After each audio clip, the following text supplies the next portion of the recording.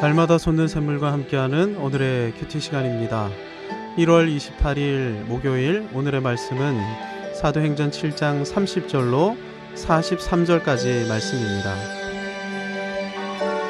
40년이 참에 천사가 시내산 광야 가시나무 떨기 불꽃 가운데서 그에게 보이거늘 모세가 그 광경을 보고 놀랍게 여겨 알아보려고 가까이 가니 주의 소리가 있어 나는 내 조상의 하나님 즉 아브라함과 이삭과 야곱의 하나님이라 하신대 모세가 무서워 감히 바라보지 못하더라.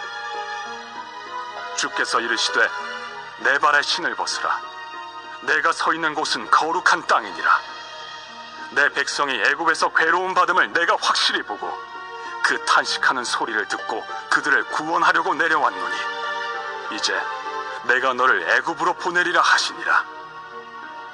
그들의 말이 누가 너를 관리와 재판장으로 세웠느냐 하며 거절하던 그 모세를 하나님은 가시나무 떨기 가운데서 보이던 천사의 손으로 관리와 속량하는 자로서 보내셨으니 이 사람이 백성을 인도하여 나오게 하고 애굽과 홍해와 광야에서 40년간 기사와 표적을 행하였느니라.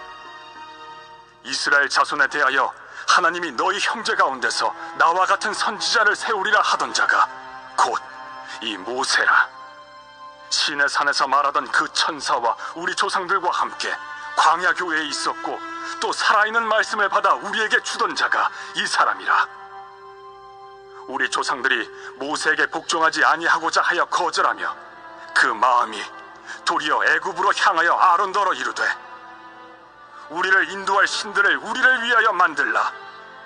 애굽 땅에서 우리를 인도하던 이 모세는 어떻게 되었는지 알지 못하노라 하고 그때 그들이 송아지를 만들어 그 우상 앞에 제사하며 자기 손으로 만든 것을 기뻐하더니 하나님이 외면하사 그들을 그 하늘의 군대 섬기는 일에 버려두셨으니 이는 선지자의 책에 기록된 바 이스라엘의 집이여 너희가 광야에서 40년간 희생과 제물을 내게 드린 일이 있었느냐.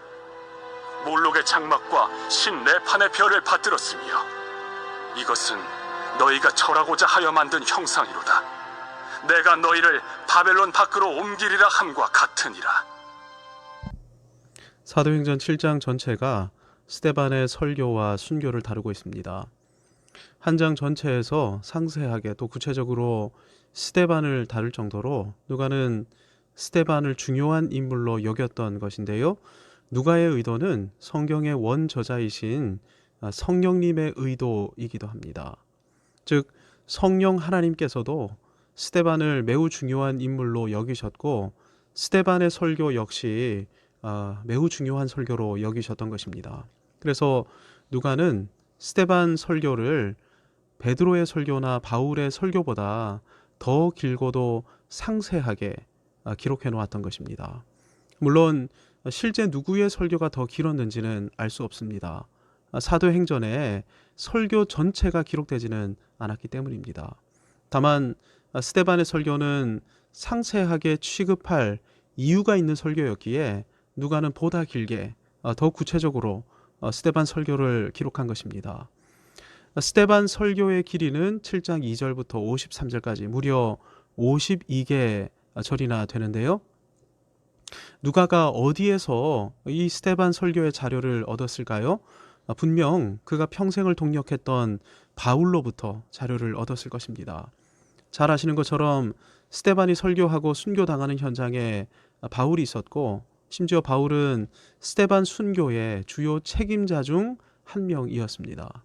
특별히 당시 바울은 이스라엘 최고의 랍비였던 가말리엘에게서 율법학자로 랍비로 교육받고 있었고 당시 학자들 중 누구도 스데반의 설교에 제대로 반론하지 못하는 것을 똑똑히 목격한 바 있습니다. 그래서 누구보다 분명하게 스데반의 이 특별한 설교를 기억하고 있었을 것입니다. 회심 이후 바울은 스데반의 설교를 곱씹고 곱씹었을 것이고 그래서 스데반의 설교를 통해 이후 그의 행보와 사역은 크게 변화되었을 것입니다. 그래서 바울은 누가에게 스데반의 설교의 내용과 그 중요성을 번번이 강조했을 것입니다.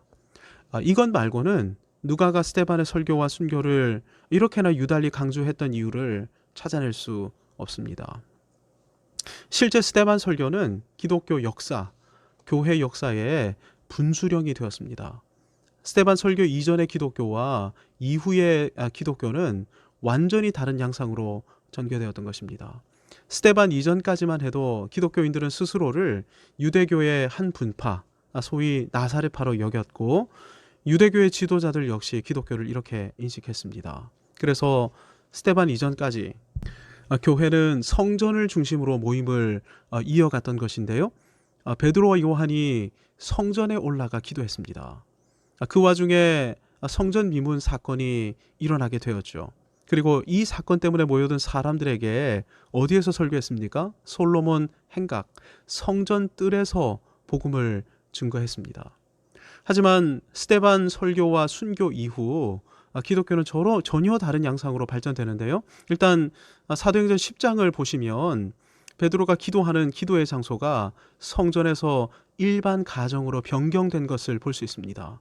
제6시 기도 시간, 오늘날로 말하면 정오 기도 시간에 베드로는 한 가정의 지붕에 올라가서 기도했습니다. 그러다가 이방인 고넬료에게 복음을 전하라는 성령님의 환상과 메시지를 세 차례에 걸쳐서 보게 되었는데요. 사도행전 8장 1절 하반절을 보시면 스데반 이후 기독교에 대해 이렇게 기록되어 있습니다. 그날에 예루살렘에 있는 교회에 큰 박해가 있어 사도 외에는 다 유대와 사마리아와 모든 땅으로 흩어지니라. 스데반 이후 기독교는 눈에 보이는 성전을 중심으로 모이지 않았습니다. 대신 성전의 실체가 되시는 예수 그리스도를 중심으로 모이기 시작했습니다. 그리고 흩어진 곳에서 공동체를 이루면서 살았는데 성도의 모임인 공동체를 거룩한 성전으로 여기고 살기 시작했습니다. 물론 교회가 흩어진 이유가 스데반의 순교로부터 촉발된 대대적인 박해 때문이라고 말할 수도 있지만 누가는 성전을 중심으로 모이던 예루살렘 교회가 흩어질 수 있었던 이유가 사도행전 7장 47절 48절에서 했던 스데반 설교의 내용 때문이라고 말하고 있는 것입니다. 솔로몬이 그를 위하여 집을 지었느니라. 그러나 지극히 높으신 이는 손으로 지은 곳에 계시지 아니하시나니. 온 하늘과 땅을 창조하신 만군의 하나님 여호와께서는 사람이 손으로 지은 성전에 제한되지 않으시는 분이시죠. 성전이 성전될 수 있는 이유가 무엇입니까? 거룩하신 하나님께서 바로 그곳에 임재해 주시기 때문입니다. 그래서 아무리 성전이라 할지라도 스스로 거룩한 장소가 되는 것은 아닌 것이죠. 여호와 하나님의 임재가 관건인 것입니다. 여호와 하나님께서 임재해 계시지 않는다면 아무리 성전일지라도 그곳은 거룩한 장소가 될 수 없는 것이죠. 예수님께서 요한복음 4장 21절에서 이 사실을 선언하셨습니다. 여자여 내 말을 믿어라. 이 산에서도 말고 예루살렘에서도 말고 너희가 아버지께 예배할 때가 이르리라. 하나님은 영이시니 예배하는 자가 영과 진리로 예배할지니라. 이 말씀을 따라 성전의 실체가 되시는 예수 그리스도를 믿고 의지하는 사람들은 눈에 보이는 예루살렘 성전이 아니라 예수님을 의지함으로 언제 어디서건 거룩하신 하나님의 임재 가운데로 나갈 수 있습니다.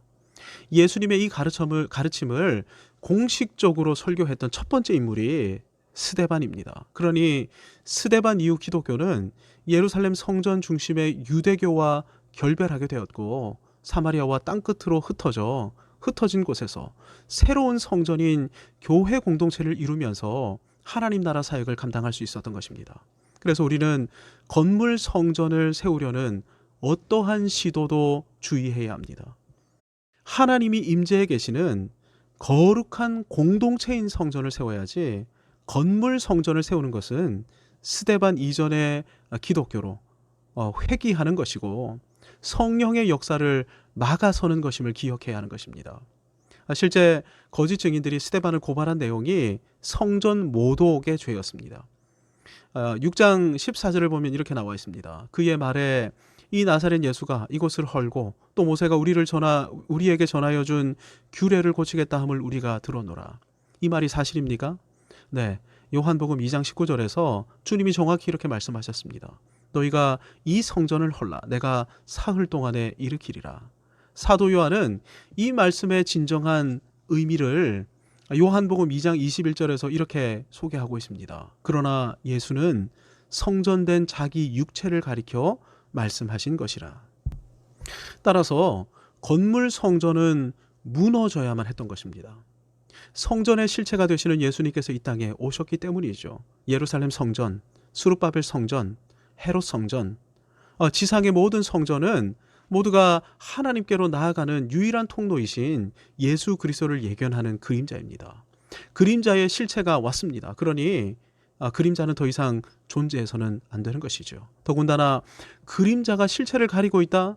더더욱 그림자를 지워야 하는 것입니다. 그래서 주님께서는 AD 70년 로마의 디도 장군 티투스 장군에 의해 성전이 파괴되는 것을 허락하셨습니다. 스데반의 설교를 들어보십시오. 스데반은 모세 소명 사건을 언급하면서 여호와 하나님께서 모세와 만나 주셨던 시내산이 거룩한 땅이라고 말씀합니다. 시내산 떨기나무 앞이 어떻게 거룩한 장소일 수 있습니까? 여호와 하나님께서 그곳에 임재해 계셨기 때문입니다. 하나님이 임재해 계시는 곳은 그곳이 어디건 거룩한 땅이 되는 것이죠. 성령께서 강림하시고 우리 안에 성령께서 내주하신 이후 성령 하나님께서는 우리를 떠나지 않으시고 항상 우리와 함께하고 계십니다. 따라서 우리가 걸어가고 살아가는 모든 것이 거룩하신 하나님께서 임재해 계시는 거룩한 땅입니다. 거룩한 땅에서 무엇을 해야 합니까?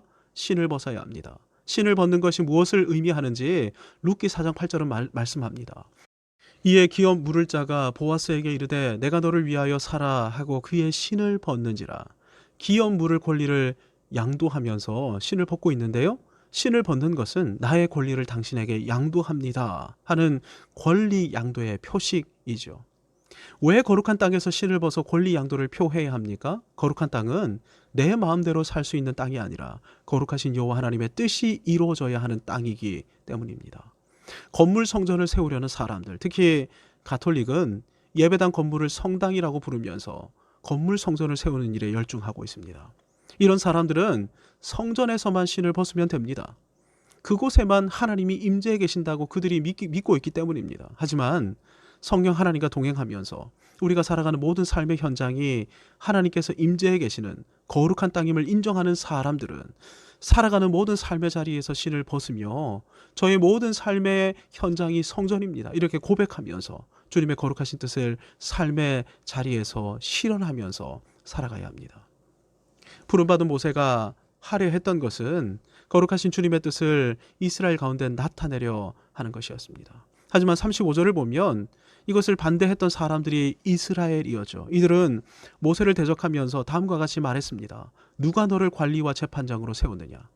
여러분, 이게 누구의 모습입니까? 예수님을 대적하고 스데반을 고발했던 사내들인 공회와 이스라엘 종교 지도자들의 모습이죠. 혹시 오늘날 우리 안에 이런 모습이 있지는 않습니까? 주님의 뜻은 교회를 넘어 세상 속으로 저와 여러분이 나아가는 것입니다. 주님은 오늘 우리가 성령 하나님과 동행하면서 모든 삶의 자리에서 신을 벗기를 요구하고 계십니다. 내 뜻을 펼치는 것이 아니라 주님 뜻을 펼치며 살아가기를 원하고 계시는 것이죠. 이것을 거절하는 사람들은 결국 모세를 거절했던 이스라엘처럼 잠깐 모세가 자리를 비우면 여지없이 우상 숭배에 빠져들고 말 것입니다. 부요와 풍요를 섬기면서 살아가게 되는 것이죠. 주일만 예배당에 잠깐 나와 신을 벗었다가 예배가 끝나면 다시 자기 신을 신고 살아가는 사람들의 특징이 이것입니다. 6일간은 성령 하나님을 외면하면서 자기 뜻, 부요와 풍요의 우상을 섬기며 사는 것이죠.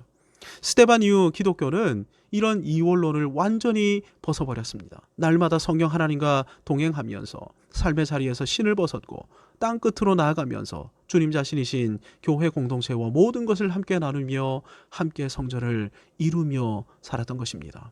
예수님이 성전이시고 예수님의 몸인 교회 공동체가 성전입니다. 예배당은 성전이 아닙니다. 따라서 주일 예배에도 거룩한 예배자로 우리가 나아가야 할 뿐만 아니라 매일 삶의 현장에서 거룩한 예배자로 살아가야 할 것입니다. 무엇보다 오늘 하루 거룩하신 주님의 뜻을 나의 삶의 현장에서 이루며 살아가는 우리가 되기를 소망하며 이 아침에 함께 기도하시겠습니다.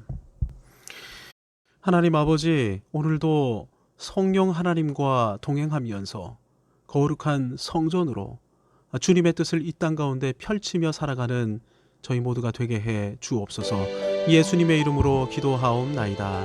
아멘.